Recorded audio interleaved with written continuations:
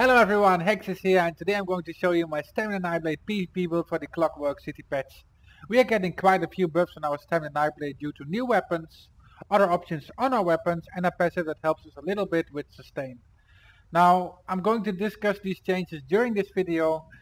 Stamina Nightblade is still one of the only classes that is capable of efficiently doing 1vx PvP due to its defensive mechanisms and its very strong surprise burst that it can have on enemies. To start off this build video, we're going to talk about the gear we are using this patch. So for our gear, we are still running 5 Eternal Hunt. Now Eternal Hunt gives you that max stamina and 2x stamina recovery, which bonuses are really good to have. In open world it's really important to reset yourself, get your cloak working, and Eternal Hunt just helps you so much with that.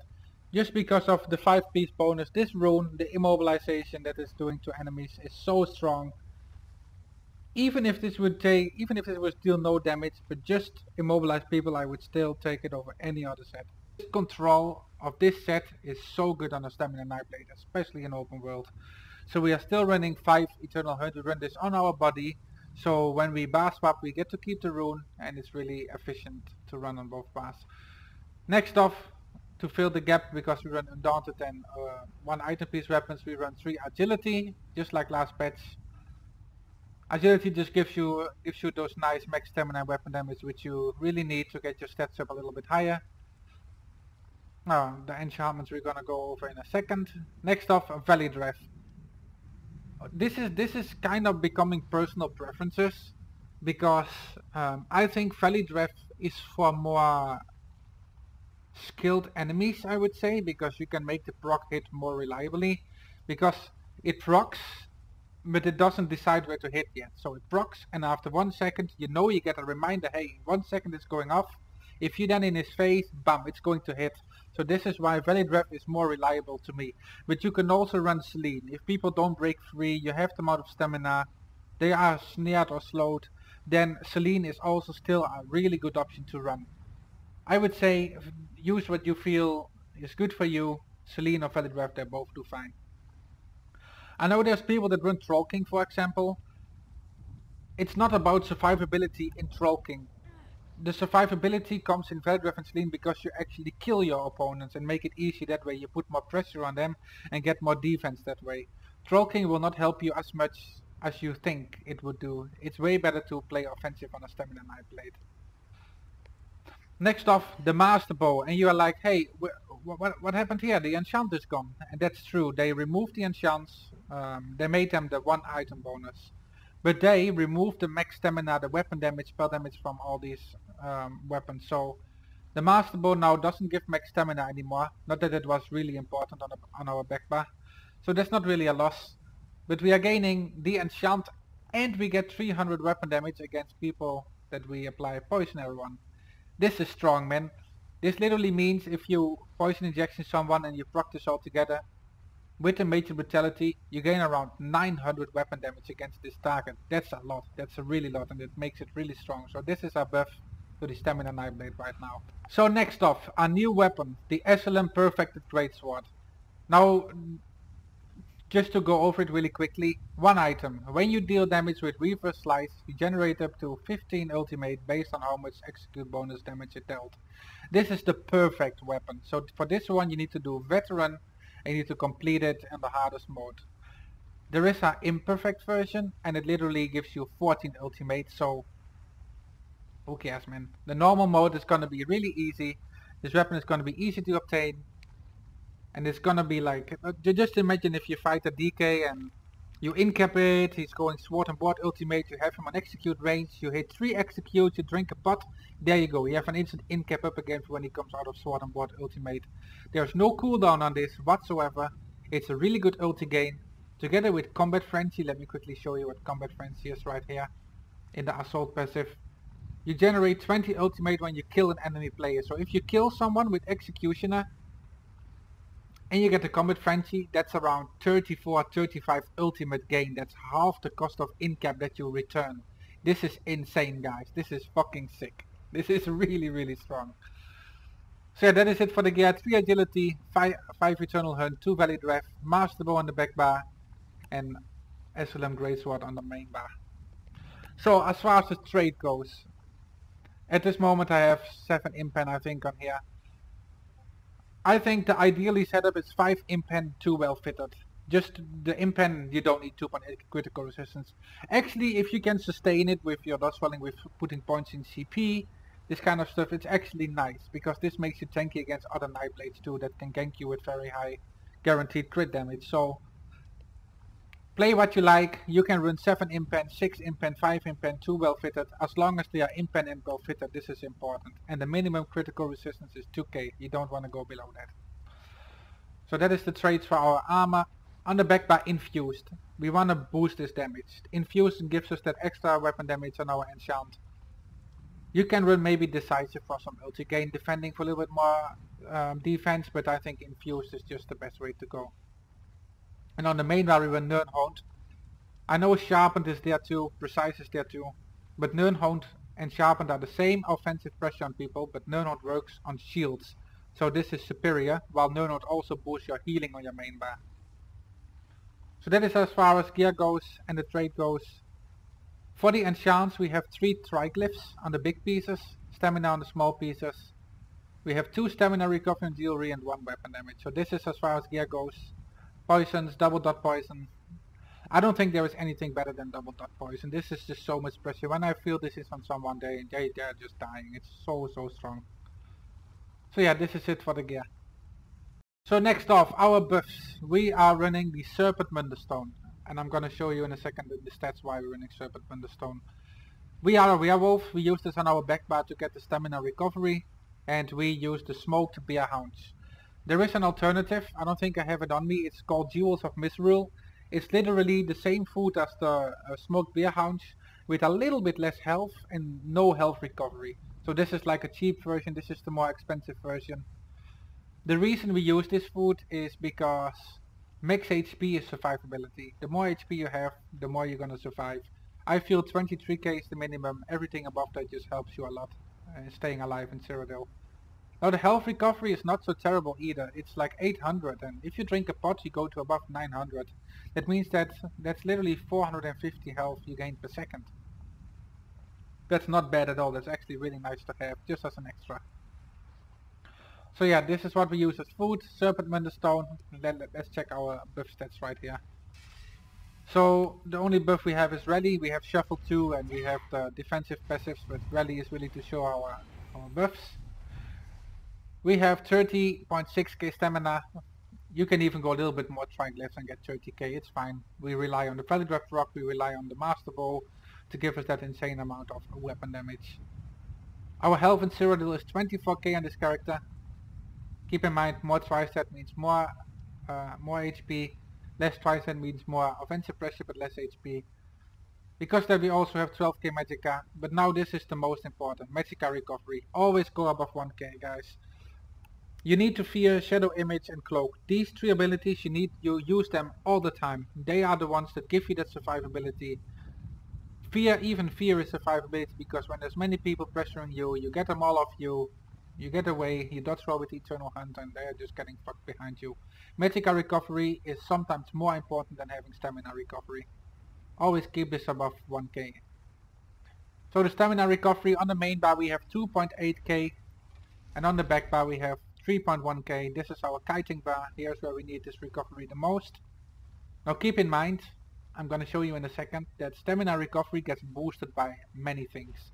So when you drink like a potion for example, you're already going to 3.4k. But when you kill someone with the two-hander ability, you get another 30% right here. This is sick. You get so much rewarded for killing with the two-handed slaughter. This is why two-handed bow is just way superior, because this sustain is crazy. When you have this up, this 30%, you go over 4k stamina recovery, and if you have continuous attack and all this stuff, you can reach 5k. It's very moments, like it's really strong. Now another thing for sustain I'm gonna talk about right now, maybe a bit later as well, is the assassination passive. As you can see, the assassination passive executioner has been changed. Before it meant if you kill someone with an assassination ability, you gain Magicka back over time. So it was only Magicka that you gained back over time. But now it is, when an enemy dies within 2 seconds of being damaged by one of your assassination abilities, you restore 1.9k magicka or stamina, whichever maximum is higher. This literally means when you incap someone and he dies in 2 seconds, or when you ambush someone and he dies in 2 seconds, you get 1.9k stamina back. So I still like to have base rec, because if you don't kill you don't get this buff. But I think you can run another weapon damage here and profit from that bonus and still do fine on sustain. So this is really strong. This is actually really nice. This passive helps stamina Nightblades out way more now. I think that is it for the stats. Let's go over the skills we are using. So for the skills on the main bar, Killer's Blade, you cannot use it anymore because we need the Executioner to proc the Asylum Greatsword. To get this buff, to get this ultimate back, I don't think Killer's Blade is that viable anymore at all. This weapon with the Execute is way too good. We have Surprise Attack, this is our main damage to give Major Fracture, get defensive buff, and we use this mainly as a stun over Fear. Fear is our secondary stun, Surprise Attack is our main stun. If you go into Cloak and you Surprise Attack them from hidden or from stealth, they get CC'd. This is really important and a really good counter combo for people that get close in you. You dodge roll through them, they get stuck in your rune, you are already in Cloak, turning around in their face. Surprise attack from stealth, incap be after it, they are low health, you pressure them and you have a really good chance of killing them, and maybe even just keeping up that pressure so you don't get the pressure yourself. Keep in mind that ambush, which is our gap closer, does not break Cloak. I'm gonna tell this in every build video again because this is such a strong combo. If you go into Cloak, then you press ambush, you empower your next attack. While being in stealth you get extra passives like increase your weapon damage and spell damage while you are sneaking or invisible. You have the Wood Elf passive for the extra damage while in stealth, done by 10%. So your ambush empower your one surprise attack. Like the damage you do with this surprise attack is a lot. So you ambush, which hits a little bit, surprise attack, CC, so you have a little bit health already taken down from them. So you take them to like 60% health, then you incap them, which is your high damage major deval, so they had 60%, incap bump to 30-20%, you have them under full pressure because you do 20% more damage to them. You're gonna get ultimate now on every execute. The major deval stops them from healing at that low health. So this is why this combo is so strong to have. Now then last off we have Mass Hysteria. This is our fear for people that are blocking, or when you need it in a defensive situation and get people off you. This got nerfed to 2 enemies. It used to be 3 enemies, so keep in mind that when you have a lot of people on you, you might not want to prioritize this, but try to sprint away, kite to your shade more often. This is a tiny little nerf, but it doesn't affect us too much. And then we have Rally. This is our heal over time with an option to burst heal. The longer it's active, the higher the burst heal is going to be. And then of course, as I said before, Incapacitating Strike. To be fair, I think if this ultimate needs a nerf, they need to remove the stun. I think Nightblades need to learn to play more and CC with Fear, Surprise Attack from Stealth, and use Incap more as a utility for now I'm going to kill them. This is time going to offensively pressure them, and not like, oh, I press incap, I stun them anyway and they get fucked. I think it's too strong and that's what they should remove. But yeah, that's what we run on the main bar and it's really strong. Okay, for our back bar, we are running Poison Injection. We do not run Relentless Focus anymore because we are utilizing the Master Bow. To get that extra weapon damage on our target, 300 is quite a bit. Together with the increased weapon damage that we get from this infused weapon is really strong combined together. And keep in mind that the Poison Injection is a really strong dot. As I said before, if you get this combo off from Cloak, Ambush, Surprise Attack, Incap, and you have an injection on them, you have them default on low HP, you can do insane executes, which now gives you more ultimate as well, plus the Poison Injection skills on low health, and you're just tearing people apart on low HP. The low HP you can get them with your combo, the easier they are to kill. So Poison Injection is really strong. Now Shuffle, this is our defensive buff for dodge chance, but also when you are rooted. When you're rooted and snared, you use this ability and you get out. If they control you, that's not what you want to control them. Anything that controls you means get out and reposition, re-heal up, just get yourself ready for another damage opportunity. make sure you cast this all the time when you're snared. Shadow Image, this is like, oh man, I love this ability so much. You literally place a shade at location A, you run around the place, you're at location B, you activate it again, you port back to location A, people are clueless where you are, you juke them, and maybe in location A there is this one guy that didn't follow them and you create a quick 1v1. That's what I'm trying to do when I want to do 1vx PvP. I try to create 1v1s because that's where Nightblade is very strong at. You have a lot of burst options. Shadow Image really helps you with that. Then we have Figure. This is how we heal over time. Also, I'm going to show you again. Just look at the right side of my screen, yeah? I'm going to cast Figure. I actually don't have FTC at the moment, so I cannot really show you that, but Figure, it doesn't always crit because it's healing, but you can make it a guaranteed crit. If you cast Figure and you go into Shadowy Disguise, it will always crit while you are in Shadowy Disguise. This is why it's so important for when you are healing on your Nightblade. You always want to cast Rally in Shadowy Disguise so that the burst will always crit. Same for Figure. You just try to dodge roll away from your enemies. With our Figure you like animation cancel it, go into Shadowy Disguise. That's how you get very strong heals. And last we have Werewolf on the back bar for the stamina recovery. I know some people like to have the bow ultimate. This is a lot of pressure, man. Like the ballista. You put this down and for 5 seconds it deals a lot of damage over time on your enemy, while you can still cast your own abilities. So if you are like in a duel, I think ballista is a very strong ultimate to use. So you can also use this here, but keep in mind you're gonna lose a big chunk of stamina recovery. So yeah, that is it for the skills. Let's go over our champion points. So for our CP, 29 into sprinting, 31 into warlord, get a break free, get that sprinting right there. We have 76 in the moon golf for that 14%, 33% arcanist for 8%, and then we have 61 to tumbling just to get that extra roll dodge off.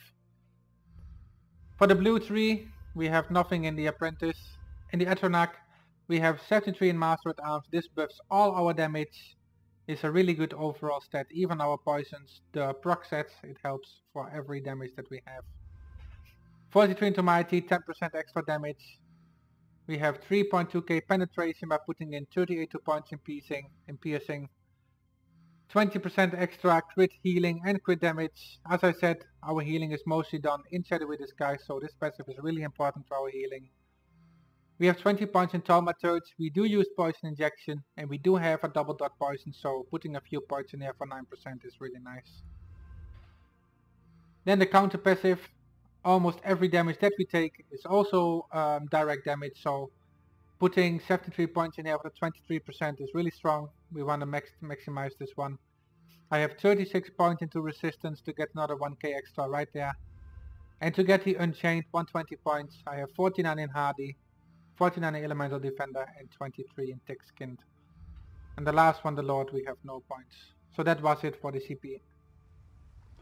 So as you see, the Stamina Nightblade got quite some nice buffs. The Asylum weapon, the Master Bow, the Assassination passive.